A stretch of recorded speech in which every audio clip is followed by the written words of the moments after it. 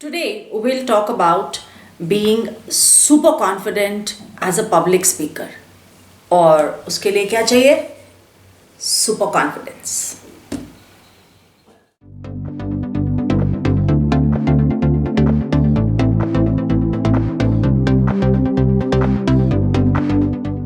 We have seen public speakers, motivational speakers, and many such who have been speaking in front of tens and thousands of audience and with a lot of confidence, not even flinching for once.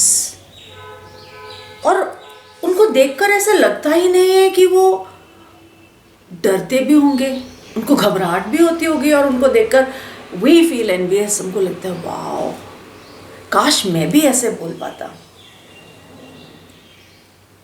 और आज हम यही सीखने लगे हैं.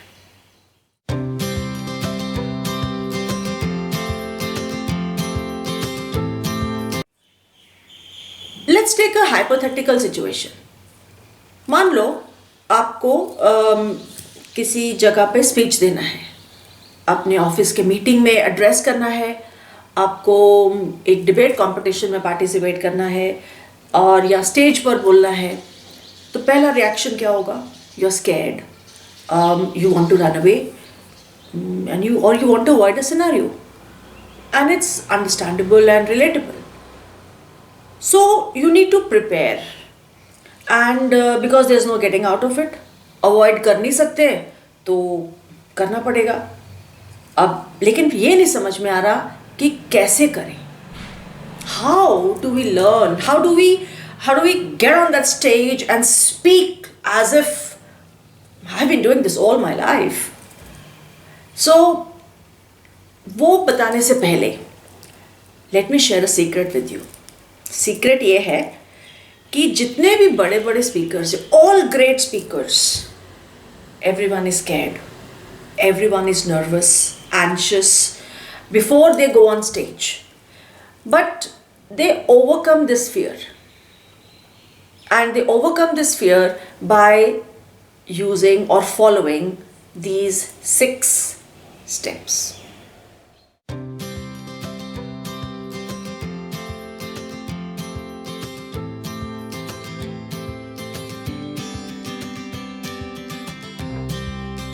Before you get on stage, before you start preparing to write your speech, you need to know who is your audience and how knowledgeable your audience is.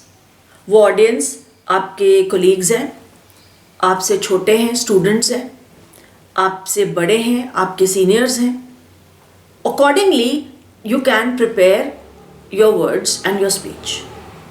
थिर्डली, what are they going to gain? Why is it worthy that they will sit there and listen to you? What are you giving to them? And finally, how are you relating to them? When you speak your topic, your views, your opinions, you should be able to relate to them. They should be in a place where they listen to you and they feel, हाँ, अगर मैं इस जगह पे हूँ तो मैं भी ऐसा ही करूँ. So that relatability is very important. So first step, get to know your audience.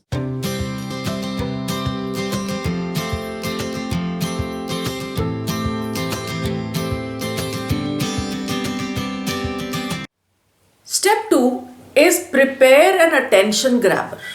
Attention grabber क्या मतलब? You catch the attention of your listeners, of your audience. और वो कैसे होगा? उसके लिए आपको कोई सवाल पूछना हो सकता है, आपको कोई अपने टॉपिक से रिलेटेड कोई आप इंसिडेंट मेंशन कर सकते हैं, आप कोई एग्जाम्पल दीजिए. You can also repeat or deliver a quote relating to the topic, or you can refer to some kind of imaginary situation. कुछ भी हो सकता है, इसमें से कोई भी एक उठा सकते हैं बात, लेकिन डिफरेंट हो. डिफरेंट मतलब कुछ ऐसी बात करें जो वो एक्सपेक्ट नहीं कर रहे हैं. वो बैठे हैं और आप शुरू करते हो today we are going to be talking about I am going to be talking about this topic, they will not be interested.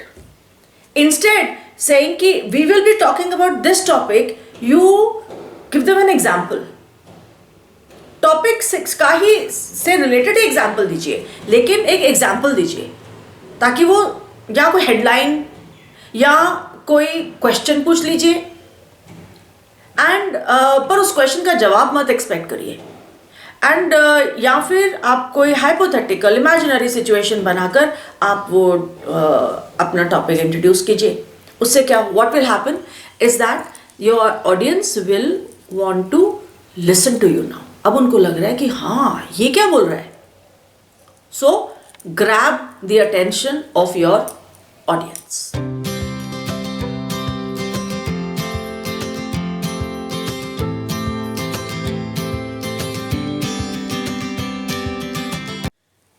After you prepared कि भाई ये मैंने अटेंशन ग्रैबर रखना है, मैंने ऐसा उनको सवाल पूछना है या मैंने ऐसा एग्जाम्पल देना है उनको, अब आपके लिए सबसे इंपॉर्टेंट पॉइंट ये आता है कि मेरी स्पीच का स्ट्रक्चर क्या होगा. स्ट्रक्चर मतलब what will come first, what will come second, what will come third, you know the sequence of your ideas, of your thoughts. So वो सीक्वेंसिंग के लिए एक सिंपल सा लॉजिक है, फंडा है. 3 पार्ट्स में डिवाइड करें, बिगिनिंग, मिडल, एंड. बिगिनिंग में आपने वो अटेंशन ग्रैबर रखा, बोला, आपने कोई कोट किया, आपने मतलब beginning is where you getting the people interested, now they want to listen to you. And middle में आप छोटे छोटे सेक्शंस में बात कर सकते हैं, छोटे छोटे थोड़ी थोड़ी बातें, जैसे आपने 4 या 5 पॉइंट्स आपने बोलने हैं तो वो 4 या 5 पॉइंट्स को आपने मिडल में अलग अलग सेक्शंस में बना लिया. और वो हर सेक्शन के शुरू में आप एक रिटोरिकल क्वेश्चन पूछो. अब रिटोरिकल क्या होता है, आप में से बहुत सारे people will think that she is using such hard words. Well, rhetorical का मतलब हुआ a question which does not require an answer from the audience. The audience is not going to give you an answer. आप question पूछो और उसका जवाब खुद दो. पता है the easiest way to lose your audience is quizzing them. There are many people I have seen who stand on the stage and they start, Hanji, now tell me, how would you do this? What do you think? What is your opinion? And they expect answers from the audience. This is the fastest way to lose your audience or your interest. तो क्या करें, question पूछे, उसका जवाब भी खुद ही दें. अब इसमें क्या होगा कि जो ऑडियंस है उनके लिए एक नॉन थ्रेटनिंग सिचुएशन हो जाएगी. क्योंकि जब देखो, अब हर किसी के साथ होता है, आपके साथ भी होगा.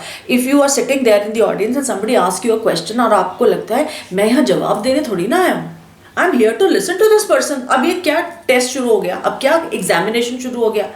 सो वो थ्रेटनिंग सा सीन हो जाता है. फिर सब लोग इधर उधर देखने लग जाते हैं कि अब हम क्या करें, हम जवाब नहीं देना चाहते और आपके लिए एक डिस्कम्फर्ट का सिचुएशन हो जाएगा और ऑडियंस डिस्कम्फर्ट नहीं चाहती. तो आप क्या करें, आप क्वेश्चन पूछें और उसका जवाब दीजिए, साथ ही में दे दीजिए. एंड उससे क्या है कि आपकी जो ऑडियंस है उनको इस बात की सेटिस्फैक्शन रहेगी कि हाँ ठीक है, हमसे पूछा गया है, हम सुन रहे हैं, अब इसका जवाब भी तुम भी बताओ, इसका मतलब क्या है. तो वो ओपन माइंड से सुन रहे हैं. They will listen to you carefully and with a lot of attention. And so हर सेक्शन हर पॉइंट जब आप शुरू करें तो कोशिश करें कि आप उसमें एक रिटोरिकल क्वेश्चन विद आंसर आप दें. एंड उसके बाद एंड में आप जो कंक्लूजन है आप अपने सारी बातों को समराइज कर लें एंड विद एग्जांपल्स और एक कॉन्वर्सेशनल सा एक वो रखें एंड आपका स्ट्रक्चर तैयार हो जाता है. ये अभी आपका, ये सारी बातें अभी हम वर्बली कर रहे हैं. इसके बाद once you've decided on the structure of your speech, of your spoken part, now we come to the most important and the most valuable part of your speaking exercise, जिसके बगैर आपकी speech नहीं होने वाली है, and that is point number 4.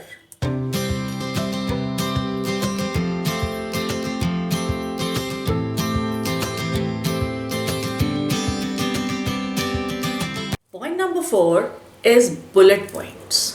Bullet points मतलब आप छोटे छोटे पॉइंट्स बनाकर एज रेफरेंस पॉइंट्स आप रखें कि जब आप when you go on stage you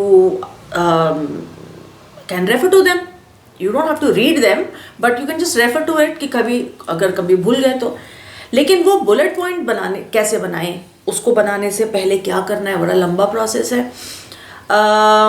इतना भी लंबा नहीं है मैंने सिर्फ कहने के लिए है कि आप क्या करें, पहले पूरा अपना राइटअप बनाएं. Write the whole thing down, you know, from the beginning to the end, with examples, with ideas, with thoughts, everything. जो आपने बोलना है वो आप लिखें. वो 4 पेज का लिखें, वो 25 पेज का लिखें, वो 50 पेज का लिखें, जितना भी लिखना है आप वो लिखें. लिखने के बाद अब आप साथ में अपने एग्जाम्पल्स भी लिखें, सब कुछ लिखा हुआ है. Now what you do is after that is in long hand, proper write down everything, then mark the major points that you are going to be highlighting. वो जो major points हैं उसको आप एक फ्लैश कार्ड में एक card के ऊपर लिख कर रख लीजिए. ये कार्ड आप अपने साथ स्टेज पर लेके जाएंगे जब आप बोलेंगे, है ना. आप बाकी का स्पीच 50 पेज का स्पीच तो नहीं ले जा सकते अपना. अब ये पॉइंट सब ले जाएंगे क्योंकि आपने you have already written down everything, so you know कि कौन से पॉइंट का क्या एक्सप्लेनेशन है, उसमें क्या एग्जाम्पल है, क्योंकि वो प्रिपेयर्ड है. Mark, you must mind this, that you cannot go on stage just with the points without having already prepared a speech, because nobody is able to speak confidently in extempore. अगर आप बोलो कि मैं on the spot point लिखे हुए हैं, मैं on the spot जाके बोल दूंगा, आप नहीं बोल पाएंगे. तो क्या करना है, पहले सारा लिखो, फिर उसके पॉइंट्स बना लो, उसमें से मेजर पॉइंट्स जो हैं वो नोट कर लो. और क्योंकि आपने वो जब आपने वो पॉइंट्स बोलने हैं, आप वंस इन अ वाइल आप रेफर कर लीजिए. आप पढ़ेंगे नहीं उसको, ऐसे खड़े होकर पढ़ नहीं रहे हैं, लेकिन आप उसको रेफर कर रहे हैं, तो आपको मालूम होगा कि इस पॉइंट में मैंने क्या एग्जाम्पल बोलना है, मैंने इसमें क्या कोट बोलना है. So it will come out as extempore, but it will have been already prepared. And when that happens, then things become so smooth. It's easy. And जो देखने वाले हैं उनको लगेगा कि वाह क्या कॉन्फिडेंस है, बड़े तो इसको तो बहुत अच्छे से बोलता है ये तो इंसान. Wow, I am so impressed. Why? Because you're not fumbling over there. One odd time, even if you fumble, it's okay. You know, you can pause. पर आपके जो पॉज और आपकी जो फंबल है वो आपकी कॉन्टिन्यूएशन में ही रहेगी तो भी चलेगा, और ये आपको ग्रेजुअली आता है. But always make sure that you are having a small smile on your face while you are talking. And if you fumble, if you forget, or if you maybe if you get confused over some point or something, so that smile will cover up your fears, because you can't show your fears at all. And that after you've written the bullet points and all, speech आपके तैयार हो गई है, अब आपने तो सिर्फ practice करना है. And so we come to point number 5.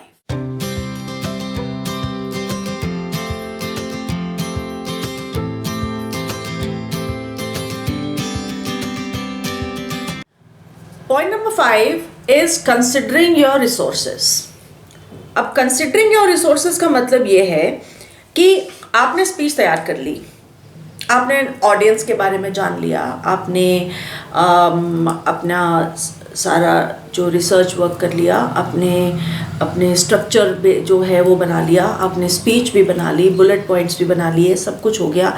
अब आपने मान लो कोई प्रेजेंटेशन साथ में, you have to give a presentation also alongside. Now what will you do? Normally क्या होता है कि आपने जो स्पीच में लिखा है, लोग क्या करते हैं अपने स्लाइड में वो सारा कुछ लिख देते हैं, and you stand there and you read it from there and you say wow this is so easy, लोगों को समझ में आ रहा है, मैं कितना अच्छा स्पीकर हूँ, मैंने फंबल भी नहीं किया.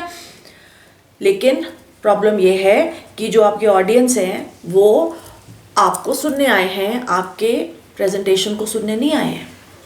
वो प्रेजेंटेशन जो है उसमें विजुअल हो, उसमें रिटर्न कम हो, आपका बोलना अलग है, वो प्रेजेंटेशन अलग है, वो बस आपके साथ सिंक हो रहा है, ठीक है। सो उसमें वो विजुअल के साथ रिलेट हो आपका बोलना। So what you do is you are having a conversation with the audience.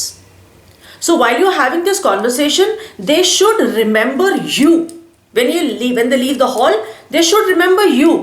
कि आपने बहुत अच्छा बोला, आपने कैसे बोला, आपने क्या बोला, not what you read. क्योंकि जो आपने पढ़ाया उधर स्लाइड में, that they would not remember at all. They will only remember how you sounded. So उसके लिए एक सबसे इम्पॉर्टेंट चीज़ ये होती है कि जब आप स्लाइड प्रेजेंटेशन के साथ अपना स्पीच बोल रहे हैं, तो don't stand in front of the screen and read it. Stand on the side. आपका फोकस पॉइंट अलग होना चाहिए। They should be focusing on you and the slide should be a support to you, and when that is there they will remember you. Okay, and another thing is that before you go in for your presentation, before you go into the place where you are going to be giving your presentation, वहाँ एक आधा घंटा पहले पहुँचे, on the point नहीं पहुँचे, पहले पहुँचे. Why? So that you familiarize yourself with the place. क्योंकि देखो, अगर if it is in a place where you already know, it's your home ground, फिर तो ठीक है, आपको पता है सब रिसोर्सेज कहाँ हैं. लेकिन जब अगर आप कहीं नई जगह पे जाके कोई एड्रेस दे रहे हैं, तो थोड़ा देर पहले जाएं एंड जाकर there is no harm, there is nothing wrong in making a request, या पहले से एक रिक्वेस्ट करके रखें कि I would like to have these things.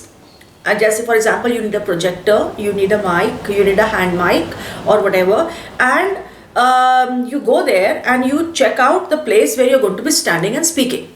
When you stand at the podium or at the dais, or you pick up the mic and you face the place where the hall where people are going to be sitting, you can judge as to how far your voice has to be projected. You can see how the place is going to look like when you are speaking. ऐसा नहीं हो कि आप पहली बार stage पर जाएं और वहाँ पर 1000 लोग बैठा और आपको लगे ये क्या हुआ. So you should first, at least for a moment or two, go up on stage before the event starts, stand there and familiarize yourself. Get used to that atmosphere. And if you're taking a presentation along, तो presentation की backup लेकर जाएं. एक pen drive लेकर जाएं, उसके बाद उसका एक और पेन ड्राइव बनाकर कॉपी लेकर जाएं और एक और कॉपी लेकर जाएं. उससे क्या होगा कि अगर आपकी पेन ड्राइव नहीं चली तो दूसरी चल जाएगी, दूसरी नहीं चली तीसरी चल जाएगी. वैसे इतना लंबा सीन होता नहीं है, but in case, just to be on the safer side, because there is nothing worse than you standing on stage and the technician fumbling कि आपका प्रेजेंटेशन नहीं चल रहा है और वो आपको बोल रहा है चल नहीं रहा है, क्या करें, क्योंकि वो आपको नहीं जानता है, आप नई जगह में गए हैं. तो पहले उसको समझाएं और एक्सप्लेन कर दें कि भाई ऐसे चलाना है. एक जो मैं करती होती हूँ, what I normally do is कि when I have to make a presentation, I because I would not be looking towards my screen, I will be giving my presentation as and the presentation is being synced with what I am saying. Now how to sync it, क्योंकि वो जो इंसान जो वहाँ वो presentation चला रहा होगा ना, he will not have practiced with you, उसको नहीं पता है कि आप कब नेक्स्ट स्लाइड करना है. So what I do is that I have certain gestures. So I always tell them कि जब मैं आपको देखूंगी नहीं, मैं अपना बोल रही हूँ, लेकिन मैं एक पर्टिकुलर जेस्चर करूँगी तो आप स्लाइड बदल दीजिए. सो नॉर्मली क्योंकि नॉर्मली हैंड जेस्चर्स होते हैं जो हम हाथ से जेस्चर कर रहे हैं बोलते वक्त, तो मैं usually I do it like this, and I tell them कि when I do this, you change the slide. और I keep it in mind because I've become so used to it now कि every time मेरे पास वो flash card जो मैं लेकर जाती हूँ उसमें मैंने लिखा होता है कि स्लाइड चेंज. सो जब से वो मैं स्लाइड चेंज के पॉइंट पर आती हूँ, I'll do this and he will change the slide and I'll move on to the next point. So you can do that. These are the certain kind of inner secrets that you have, so that your presentation goes flawless. But in case मानो कि वो sink नहीं हो रहा, आप बोल रहे हो, आप कुछ और बोल रहे हो, स्लाइड कुछ और है, एंड सडनली आपके नजर गई और देखा अरे ये तो कुछ और ही है, अब आप सोचो कि अब क्या करूं. Okay, it's alright. अगर आपका वर्ड्स और वो स्लाइड मैच नहीं कर रहे हैं तो आप for just with in a polite way, with a smile on your face, you can tell the technician, excuse me, could you please go back to this slide. Simple. वो change करने का, और आप कंटिन्यू कर दीजिए. Repeat करने का जरूरत नहीं है, आगे से कंटिन्यू कर दीजिए. आप तो क्योंकि ऑडियंस को क्या मालूम है कि आपने बीच में कौन सी स्लाइड्स मिस कर दी या कौन सी नहीं थी, and you just carry on with it. So that is why it's important to consider your resources first. कि जब जाएं तो पहले चेक करें कि क्या क्या चीज़ें अवेलेबल हैं और उसको आपने कैसे यूज़ करना है. So that brings us two point number 6.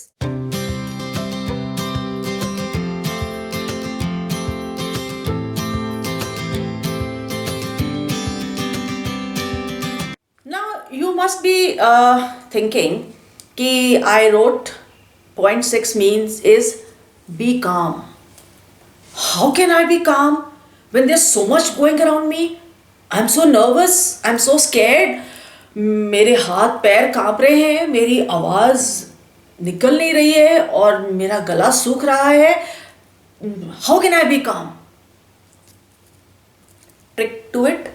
Trick ये है कि सांस लो, टेक अ डीप ब्रेथ. जैसे ही लगे कि अब मुझे घबराहट हो रही है, सांस लो and breathe out. Take another breath and breathe out. And what happens is you are in control of your. जरूरी नहीं है 2 सांसों में हो जाए, 3-4 भी हो सकते हैं. मेरे लिए 2 ही चलते हैं, मतलब मेरे को 2 में ठीक हो जाता है. So you can take as many breaths as you want and calm yourself down. Square your shoulders. Put your shoulders in the back like this and look straight and get on the stage with a smile. And smile. वो smile नहीं जानी चाहिए. वो smile का क्या होगा कि आपके टोन में भी वो स्माइल रहेगी. एंड उसके बाद में, because like when you show calmness, what happens is your audience understands that you are in control. कोई प्रॉब्लम नहीं है, no issues. Even if you are shivering inside, टांगे कांप रही हैं, बोला नहीं जा रहा, हाथ ऐसे हो रहे हैं, कोई बात नहीं, वो दिखना नहीं चाहिए. Your audience should see you in control, because the moment they see you out of control, they will lose confidence in you and then it's all game over. So they need to be assured that you know what you're talking about, and only then they will listen. They will not listen to a speaker who is shivering and who's scared. And doesn't matter even if you're scared. And बोलते वक्त कई बार होता है, कई लोगों को you sweat. गर्मी नहीं लग रही, घबराहट से, नर्वसनेस से पसीना आ रहा है. So even if you're sweating buckets and you're trembling in your knees, don't you dare wipe your sweat. खबरदार किसी ने हैंकी निकाला और अपने पसीना पहुंचा, जैसे ही पसीना पहुंचना शुरू हुआ, it's game over again. Don't you dare do it, because that is one sure short sign of nervousness. Don't do it. Keep that smile. आकर एसी के अंदर घुस के बैठ जाना, कोई बात नहीं, लेकिन उस वक्त नहीं. Look into the eye, because your body language communicates a lot more than your words will. Before your words will. इसके पहले कि आप कुछ बोलो, उसके पहले your body language will tell how confident you are. So to get that positive, proper body language which shows confidence, few things to do. First thing, walk onto the stage calmly. Come what may. कुछ भी हो जाए, practice करो calmly. Think about what you are going to speak, how you are looking. Square your shoulders. Don't droop your shoulders. ऐसे करके नहीं चलना है. Square them. Chin up. look up and look in the eye, and of course, smile. Smile is your best feature, so smile. And once you've done that, you will be able to speak properly. And now we come to the final segment of our preparation of being a confident speaker. After this.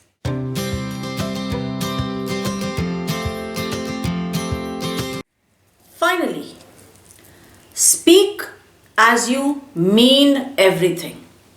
Everything. If you are not enthusiastic with your words about your subject that you're talking, your audience will not be enthusiastic about it. They will not be interested in it. Communicate energy, because energy is contagious. The more energetic you are, the more they will also feel that energy, the joy of listening to you. Use your facial expressions. चेहरे का expression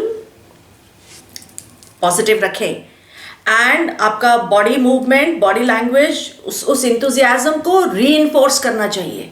और इसके पहले ये सब करने के लिए, before you get on the stage, before you come from your home, practice जब आप करें, stand in front of the mirror, practice your facial expressions. When you go on the stage, this is how you're going to be looking, this is the smile you're going to be keeping, that's how you're going to be saying, this is what you're going to be looking at, and that, because you know you're going to be looking good, so they will automatically reflect in everything that you do. And one last point is that when you're standing in front of the audience, imagine you are also a part of the audience. And if you are sitting over there, ask yourself a question. Are you inspired by whatever is being said on stage? Ask yourself this. And if you are inspired by what is being said on stage and your answer is yes, you've nailed it. You've done a good job. And that's all there is to being a confident speaker. 6 points. Don't forget them. And before I leave you with a secret. And that is the secret.